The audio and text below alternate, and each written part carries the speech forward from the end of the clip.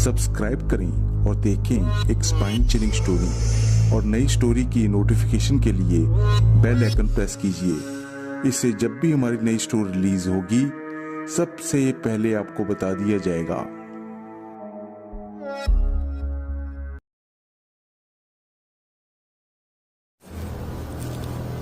ये सब पुलिस का एक खबरी खिड़की से देख रहा था। वो चुपचाप दबे पैर वहां से दूर चला गया। उसने झटपट इंस्पेक्टर को फ़ोन किया और सब कुछ बता दिया और यह भी कहा कि उसने ना तो किसी को अंदर जाते देखा और ना ही बाहर आते देखा। बस संदीप ही घर से आया था कुछ महीनों पहले। यक्षिणियाँ पृथ्वी लोक पर कभी नहीं आती। इन्हें साधक बुलाता है। घोर यातनाएं सहकर महीनों के मंत्र जाप कर उन्हें आहुति कर प्रसन्न करता है। यदि सफल हो जाए तो यक्षिणी प्रकट होती है। उससे कुछ वचन लेती है जो साधक को सारी जिंदगी निभाने होते हैं। वैसे तो यक्षिणी को माता के रूप में स्वीकार करना चाहिए, लेकिन ज्यादातर साधक यक्षिणी के रूप को देखकर सम्मोहित हो जाते हैं। वे उसे देख कुछ नहीं बोल पाते, इसलिए यक्षिणी उनकी प्रेमिका बनकर बिना शादी किए उनके साथ एक पत्नी की तरह रहती है। साधक की सभी इच्छाएं यक्षिणी पूरी करती है, चाहे वो ढेर सारी दौलत हो, सोना हो इत्यादि। मतलब असंभव से संभव काम भी एक यक्षिणी क्षण भर में कर देती है। मायावी यक्षिणी सबसे कठिन व सबसे घातक सिद्धि है। मायावी यक्षिणी अपनी मायावी शक्ति से अपना रूप बदल सकती है। उसके लिए असंभव से संभव काम भी नामुमकिन से मुमकिन हो जाता है। बाबा, मैं एक लड़की से बहुत प्यार करता हूँ। उससे शादी करना चाहता हूँ, लेकिन वो एक बहुत अमीर परिवार से है और मैं गरीब से। मैं बहुत धनवान बनना चाहता हूँ बाबा। मैं मायावी यक्षिणी की सिद्धि प्राप्त करना चाहता हूँ बाबा। मैं सिद्धि प्राप्त करना चाहता हूँ।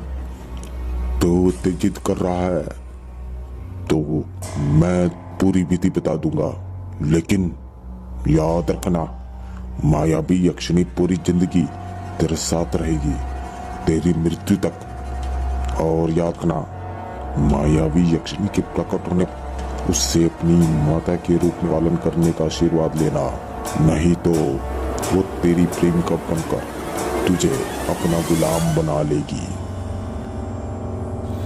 संदीप और रेचल दोनों प्रेमी प्रेमिका एक दूसरे से कुछ दिनों के लिए मिलते रहे। फिर अचानक एक दिन संदीप रेचल को बिना बताए जंगलों में चला गया।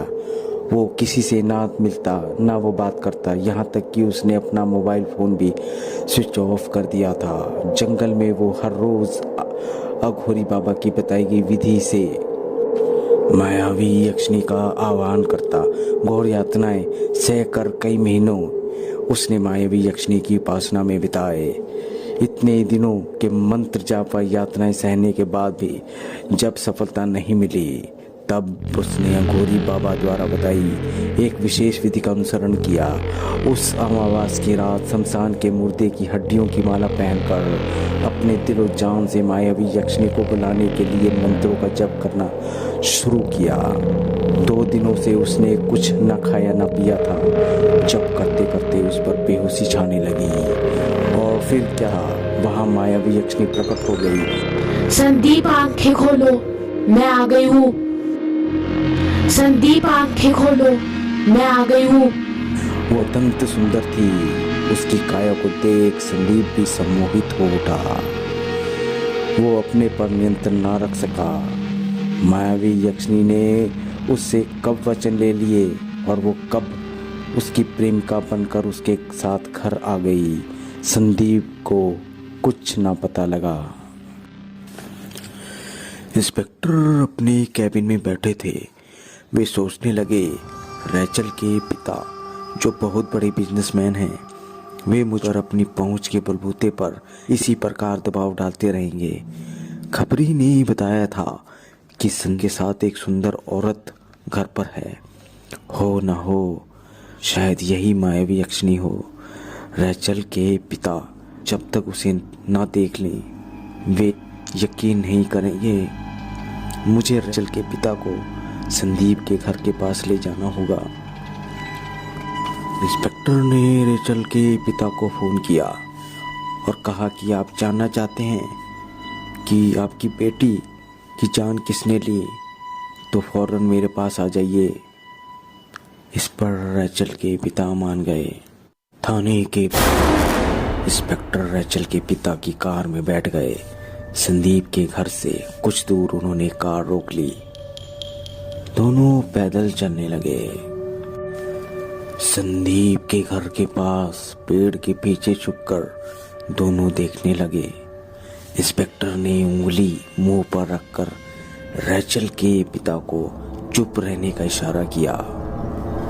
दोनों संदीप के घर की ओर देख रहे थे।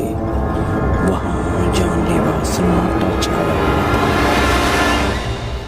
कुछ ही पलों के बाद वहां पर उन्हें किसी औरत की रोने की आवाजें आने लगी।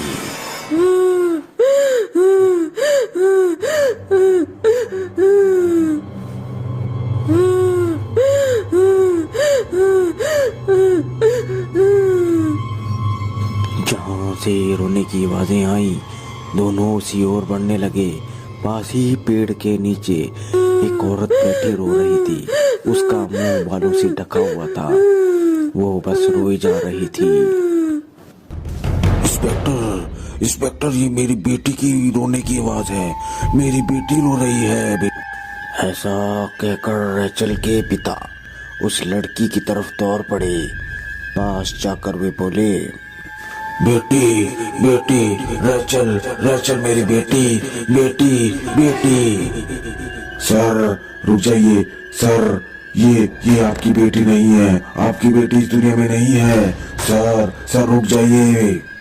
पेड़ के नीचे बैठी लड़की ने उसे देखा। वो दिखने में रैचल जैसी थी, लेकिन उसकी खाल सड़े गले मुर्दे जैसी थी। वो एक प्रेतनी सी लग रही थी। यही है वो जिसने आपकी बेटी की जान ली। ये मायावी यक्षिणी है। छल कपट में माया रचने वाली। सर कार की ओर भाग चलो, अपनी जान बचा लो। ये यक्षिणी है, मायावी यक्षिणी। आप भाग चलो सर। दोनों कार की तरफ भागने लगे। तुमने मुझे देख लिया, अब तुम जीवित नहीं रहोगे।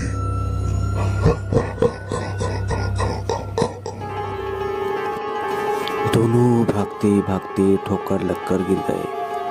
इंस्पेक्टर ने देखा वहां पुलिस के खबरी की लाश थी, जिसे देख इंस्पेक्टर की आंखों में आंसू आ गए।